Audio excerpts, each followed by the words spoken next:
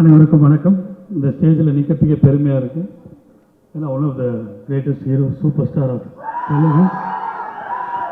அவர் ஒக்கடம் எடுக்கலைன்னா நான் இங்கே கிள்ளி எடுத்துக்க முடியாது. அவர் ஒரு எக்ஸலண்ட் ஆக்டர். அந்த படத்தை பார்க்கும்போதே பயமாக இருந்துச்சு, எப்போ அந்த படத்தை ரீமேக் பண்ண போகிறோன்னு. பட்டு ஏதோ ஒரு தைரியத்தில் பண்ணிட்டோம், மிகப்பெரிய வெற்றி அடைஞ்சது. இந்த படத்தை பார்க்கும்போது இன்னும் சந்தோஷமாக இருக்குது. அவரோட பல படம், அர்ஜுன் பல படம் இங்கே டப்பாக இருக்குது. ஒரு நாகார்ஜுனா இங்கே எல்லாருக்கும் தெரியும், சிரஞ்சீவி சார் எல்லாருக்கும் தெரியும். அதுக்கப்புறம் டெஃபினட்டாக இந்த செல்வந்தன் மூலம் உள்ளே வருவார். தமிழ்நாட்டின் செல்வந்தனாக அவர் மாறுவார், 100% மாறுவார்.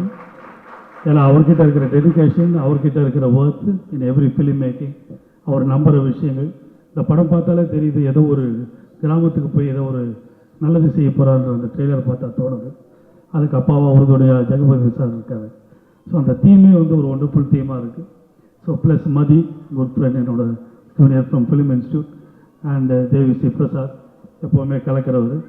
ஸோ அந்த டீம் எப்பவுமே தோக்காத டீம், 100% ஜெயிக்கும். எல்லாரும் சொன்ன மாதிரி, ஞானவேல் எல்லாரும் சொன்ன மாதிரி பாகுபலிக்கு அடுத்தது இது ஒரு மிகப்பெரிய வெற்றி அடையணும் உங்களோட உறுதுணையோட.